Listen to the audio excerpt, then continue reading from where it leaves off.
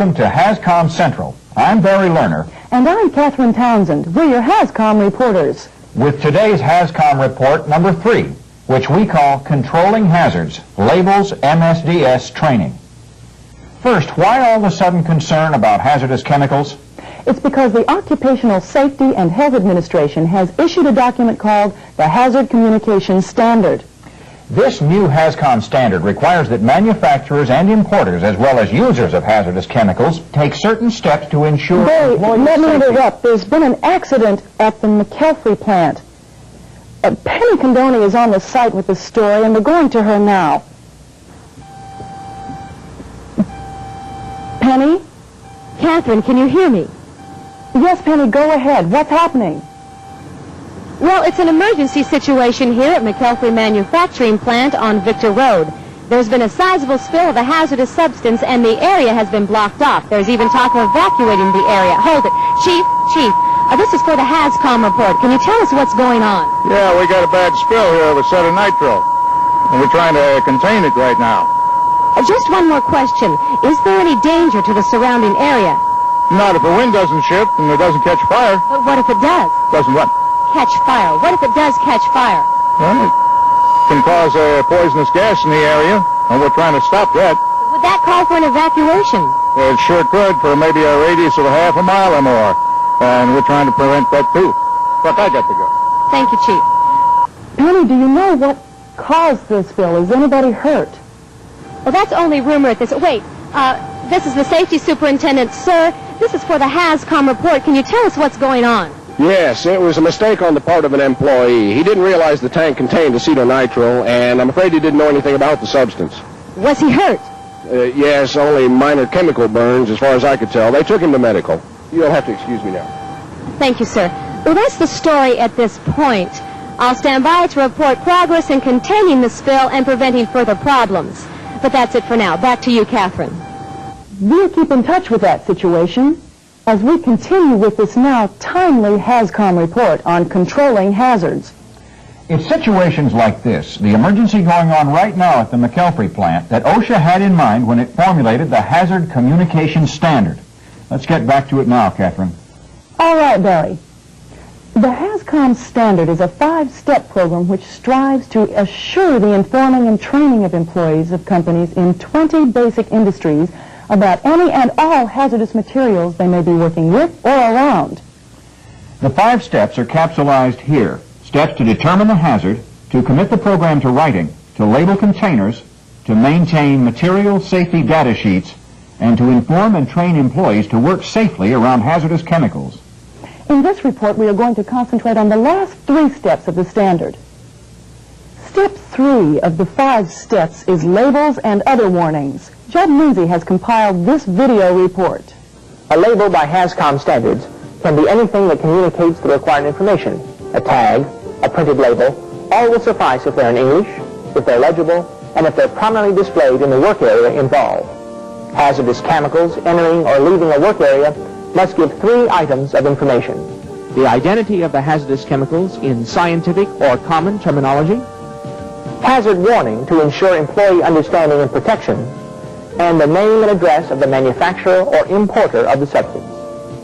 The company can use signs or process sheets or batch tickets or anything else that communicates.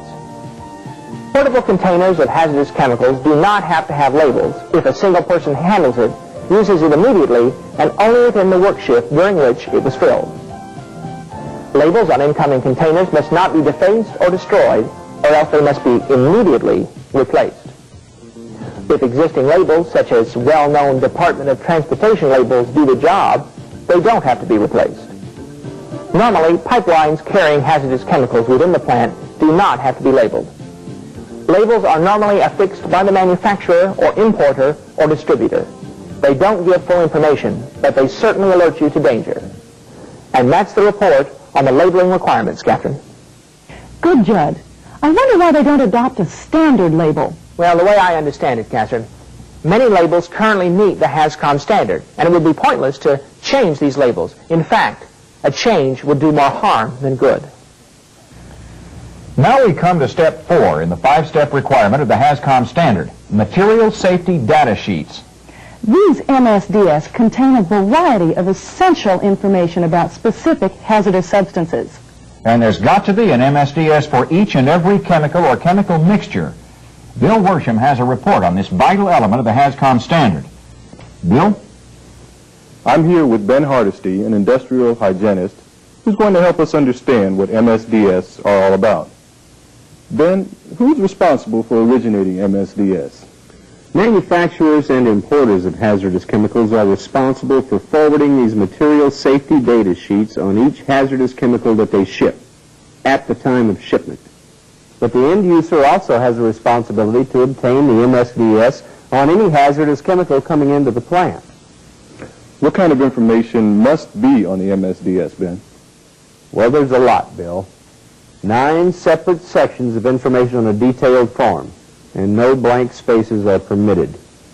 Now I have a blow-up here of a typical MSDS, front and back, on a fictional product called Zapathon. Now you can see the name of the product in the upper right-hand corner of the face of the sheet. Now the name is made up, but the properties are very typical. Can we take this section by section? Sure, if you like. In section 1, that's for the chemical name and the manufacturer, as you see, and you list the name and address of the manufacturer here. And then, over here, there's an emergency phone number if there's any problem. Also in section 1, you list the trade name of the product, which is a corrosion inhibitor, and just below, the chemical family it belongs to. In this case, phenolic resin. Now, this is also a blend of materials, and you say so here. That is section 1. Section 2 is called hazardous ingredients, meaning of the mixture or blend? Right. And in this section, you note the components, and then any new information that's been uncovered pertaining to the threshold limit value, for example, or any new tests or experiments that have been conducted on any of the components.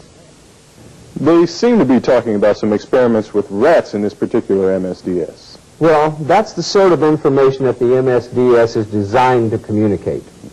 Mr. Hardesty, this is Barry Lerner. In Section 2, you have Stoddard solvent listed and then some numbers. What does that mean? Barry, Stoddard solvent is one component of this particular product. The number 12 in the percentage column means that Stoddard solvent makes up approximately 12% of the product. The number in the TLV column, 100, stands for 100 parts per million, which is the safe exposure limit for an average person day in and day out. Now, in Section 3... On physical data? Yes. In this section, you deal with the typical physical data pertaining to the product. Its appearance, a clear liquid. Its odor, typical of a hydrocarbon solvent. Boiling point, specific gravity, and other pertinent data that identify some basic properties of the compound. You need to know the properties of these chemicals so that you can handle and store them safely, and to be able to deal with any emergency involving it, such as fire or explosion. Speaking of fire, what's the meaning of the term flash point in Section 4? Flash point tells you the temperature at which a substance releases enough vapors to ignite and burn. The flash point is the danger point, so to speak. Our fictitious substance Zapathon, you see, has a flash point of 115 degrees Fahrenheit. So when you read that on the MSDS, you know that when the temperature of Zapathon gets up around 115 degrees, you have a real fire hazard on your hands. Chemicals with a low flash point are, of course, the most flammable. Section 4 looks crucial. Fire and explosion hazard data, it says. Yes. In this section, you note the flash point of the substance, as well as how to go about extinguishing the fire if it ignites or it explodes. Section 5 is on the back of the page. Now, in Section 4, we talked about physical data. Section 5 talks about health hazard data. We've covered the difference in previous reports. Well, then you already know that when we speak of health hazards, we're talking about dangers to your health posed by exposure to the chemical. In Section 5 here, you'll note the TLV, 100 parts per million for the hazardous ingredient in the compound in this case. TLV, that's the average amount you can be exposed to without harm, isn't it? Right. You note both the acute or immediate effects of overexposure and the chronic effects which occur over a longer period.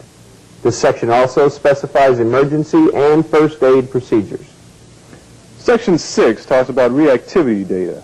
What kind of reactivity are we talking about? Chemical reactivity. In this section, you note the stability or instability and the chemicals that are incompatible with the product. In Section 6, Mr. Hardesty, when it notes that a chemical is unstable or reactive, exactly what does that mean? A chemical is said to be unstable if it has a tendency to react with other chemicals or to decompose during normal handling or storage. These reactions can have undesirable after effects, such as pressure buildup or a rise in temperature, or even a release of toxic vapor or gas. So if the MSDS says that a chemical is unstable, you probably need to take special precautions with it. Section 7 looks to be a key element of the MSDS because it tells us what to do in case of a leak or spill of a hazardous chemical. Yes, the spill and leak procedures section deals in specifics too, you'll notice, and it covers proper waste disposal procedures for the chemical as well. And Section 8, On special protection information? yes, here you list the respiratory protection you need when handling the chemical, the ventilation required, the kind of gloves that you need, eye protection, that sort of thing. And finally, there's Section 9 on special precautions. Correct. Now these apply when you are handling or storing the product. And finally, the MSDS is dated and signed by the person who reviewed the sheet. Well, it seems to say an awful lot in a small space. Yes, its purpose is to put all crucial information about the product at anyone's fingertips immediately. Because in an emergency, there's no time to hunt around for what you need to know. Mr. Hardesty, are MSDS for use only in emergencies? Well, sometimes I think that is the only time people do look at them. But they really should study these sheets before they begin to handle the chemical, so that they know what they're dealing with, and they can be that much more careful. Thank you, Ben Hardesty. And that's our coverage of the MSDS element in the new HAZCOM standard. Let's add this. MSDS must be constantly updated and available to OSHA and to employees and their representatives. And they must be readily at hand in every work area. Before we move on to the next step, Catherine, we have an update on the McElfrey situation, and we're going now to Penny Condoni on the scene. I'm in the medical department of the McElfrey plant, where a spill of acetonitrile has firefighters mobilized to contain the hazardous chemical and prevent fire and resulting evacuation. The man injured in the mishap is Jeff Raintree, and he's here with me now. Jeff, what exactly happened? Oh, it was just a stupid mistake, really. I just wasn't thinking. You see, I saw this gunk come spewing out all over the place. Well, someone started the pump without closing the bleeder valve. And it was just going everywhere. And I was right there, so I tried to do something about it. The gunk, as you call it, was it acetonitrile? Yes, ma'am, acetonitrile, which is pretty bad stuff. But they told us all about it, so it's my own darn fault. I guess I just wasn't thinking. I saw the spill, and I rushed in to turn it off. Were you hurt badly? Oh, no, not too badly. They just burned the skin on my hand and arm a little bit, but they flushed it for about 15 minutes and say it's going to be okay. All right. Let me ask you, Jeff, did you realize it was acetonitrile when you rushed in? No, not really. I knew it, but I just wasn't thinking. I guess I acted on instinct. My instincts don't know much about chemicals. Thank you, Jeff Raintree. Catherine, my latest information is that they are still working to contain this spill, but there's no assurance that an evacuation won't be called for. I'll stay on top of the story to report further developments. And now back to HAZCOM Central. Very good, Penny. There's a rather obvious point here. Jeff Raintree, the injured man, just told us that despite his basic knowledge about the hazard, he just didn't think, and that caused the injury. It leads to the speculation that the new HAZCOM standard we're covering now will help only if the knowledge it provides is put to use. Now to the final step in the HAZCOM standard is employee information and training. We sent a HAZCOM crew to an industrial training session in progress, and we'll show you some of that now. And the main point in this new hazard communication system that OSHA has put out is to inform you and train you so that you'll know exactly what kind of hazard you're dealing with and how to handle it safely. Yes? Do we get to see this standard ourselves? Oh, yes, absolutely. It's required, as a matter of fact. You'll find copies of it posted and available all over. Believe me, you won't be able to miss it if you try. But for the moment, here's a rundown of what we're doing about informing you. But how will we know what chemicals we're around? We'll tell you. Any hazardous chemicals in any work area on this site, you'll know where to find a complete list of them, and also the MSDS, that's the Material Safety Data Sheets, that tell you what you need to know about any hazardous material. Okay? Any questions? Yeah. I've seen those MSDS things. They look a little complicated. How are we supposed to understand all that technical stuff? Okay, well, that's going to be part of your training. We are going to train you to recognize the signs and symptoms of excessive exposure, what to look for, what odors to recognize, just generally how to tell when there may be danger. And that's our segment on the employee information and training step in the new HAZCOM procedure. And now we have some good news from the McElfrey plant. Penny Condoni is with the safety supervisor there now. The danger of fire and evacuation at McElfrey manufacturing plant here is past. The spill of acetonitrile has been cleaned up and workers are going back to their jobs. I am here with the plant safety superintendent. Sir, is it appropriate to sound the all clear? Yes, the fire department did a terrific job, and it's back to work. Are there plans to prevent any further accidents like this? Well, we're reviewing our equipment and training, and we're going to beef up our training programs, and I hope the OSHA standard helps. You sound dubious. Dubious? No, I think we can improve our chances of this never happening again, but... But what? Well, I don't want to put too much blame on the young man who got hurt, but the tank was labeled, and data on the contents were available to him not 20 yards from where it happened. I mean, if people don't get serious and use the information and training, well, I just don't see it doing any good. Some way we've got to get everybody involved. We'll just keep on trying. Thank you. Well, the emergency is over and normalcy is restored. The damage was negligible, and the injury to one man, Jeff Raintree, was minor. On that happy note, it's back to HAZCOM Central. Thanks, Penny. That's going to wind up our coverage of the HAZCOM standard for this edition.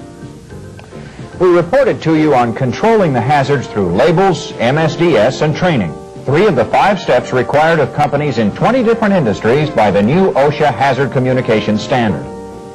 We investigated labels and what they must contain to warn everyone of hazards within.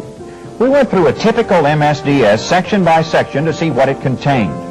And we sat in on a training class to discover what the required employee information and training encompasses. In future editions of the HAZCOM report, we'll cover other phases of the new OSHA standard. But for now, I'm Barry Lerner. And I'm Catherine Townsend. We're your HAZCOM reporters, and this has been the 3rd of our series of HAZCOM reports. Thank you for watching.